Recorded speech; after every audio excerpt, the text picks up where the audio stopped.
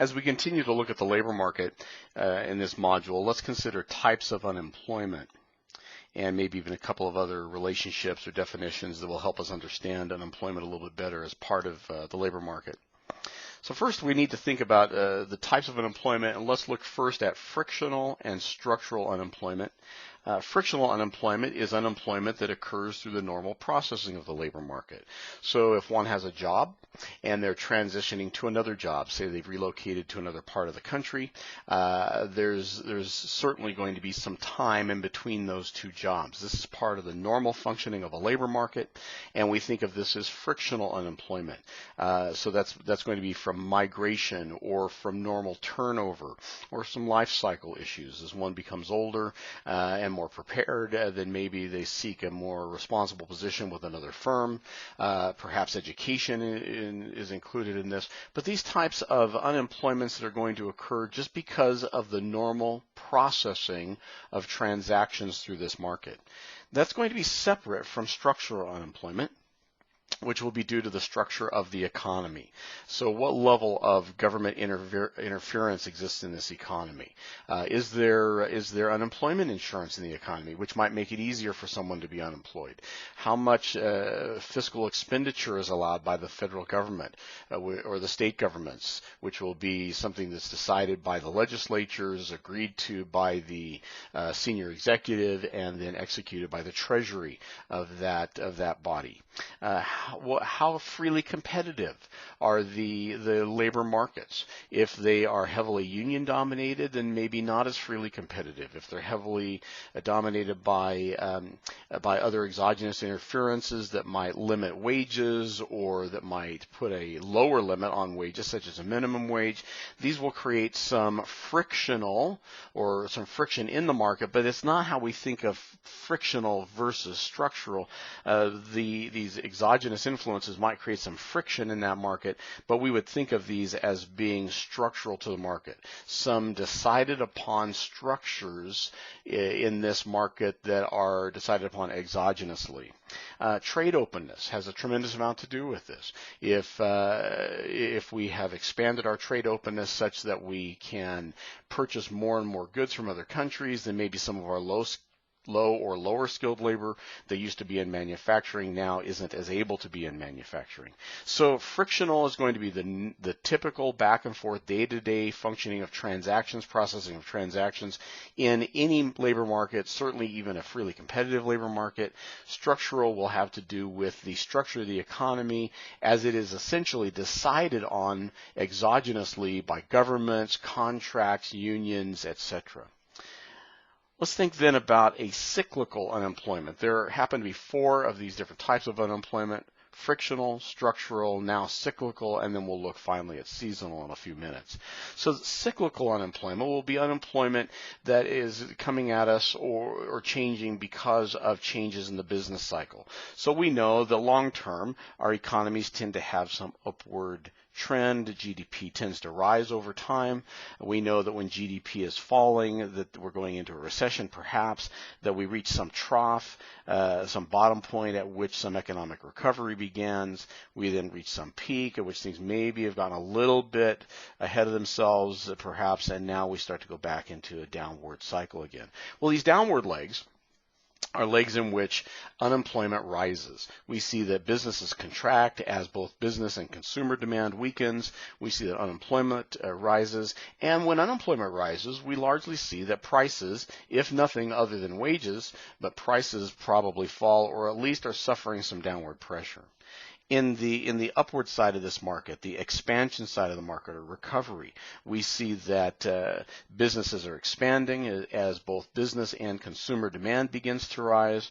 When that happens, then employment increases because as businesses expand, as demand expands, we need to have workers that help manufacture those goods, and that means that employment rises.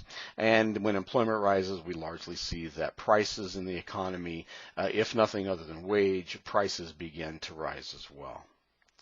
Separately, we see seasonal unemployment, which is very commonly understood, of course. If one is a ski lift operator, say at Snowbird in December, January, and February, they probably don't have an awful lot of expectation of employment in June or July or August. If one is manufacturing any good or providing any good in the sun-time leisure industries, say along some of our coasts and such, then very often there's less expectation of employment during the rainy season or the winters. Retail stores will go ahead based upon seasonality, not because of the change of weather now, but because perhaps of different events that take place, such as the holiday season in U.S. domestic retailing.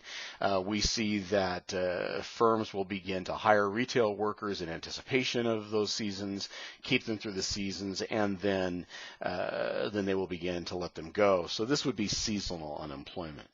So the four types of unemployment are frictional, structural, cyclical, and seasonal. Let's think about a couple of other items that might affect this as well. A German economist by the name of Schumpeter coined the term creative destruction.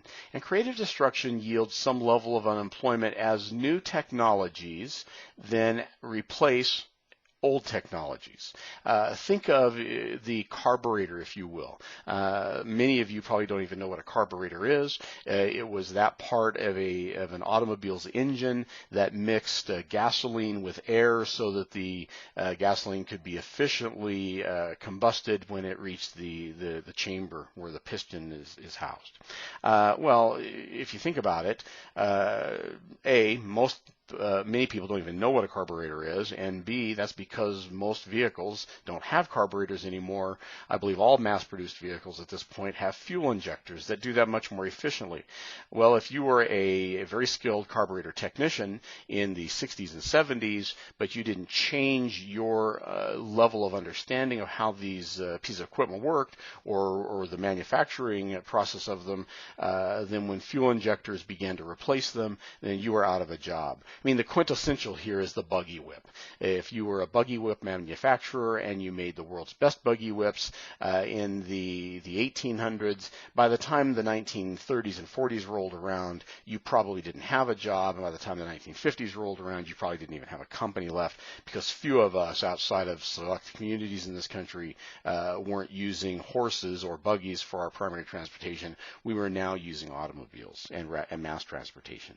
So creative destruction is where technological innovation occurs, which technology is always moving forward in a productive, freely competitive, and capitalist economy, such that new opportunities destroy old jobs, but they create new jobs. And so there's a retooling, and sometimes people are left behind because they're not ahead of that curve, if you will. Workers are displaced and replaced, and then many workers require some level of retraining. We also have to think about what's not included in the unemployment figures. Remember, the unemployment rate is the number of unemployed divided by the labor force, multiplied by 100 then. Well, what if you are a discouraged worker? You have left the workplace, you're not employed, but if you're not looking for work, you're not actively seeking one and interested in taking a job, then, or willing to take a job, then you are a discouraged worker. You've left that workplace. Maybe you're someone that's become disabled. We wouldn't call them a discouraged worker, but they've clearly and somewhat similarly left the labor force. These are not included in the unemployment figures. The underemployed, the person who used to be able to work 8 or 10 hours a day, but whose job only has them working 4 or 6 hours a day now, or the person who used to have a very high responsibility, high income, they no longer have that job. They have another job so that they can provide something for their household beyond unemployment, so they're still employed, maybe even employed full-time, but they're underemployed. That's not going to be reflected in the unemployment figures. Commission salespeople are often going to be subject to this type of activity. In an economic contraction, commission salespeople who largely are only paid based upon commissions from transactions, as the number of transactions weakens, the amount of compensation typically reduces as well. We don't see that reflected in the unemployment figures.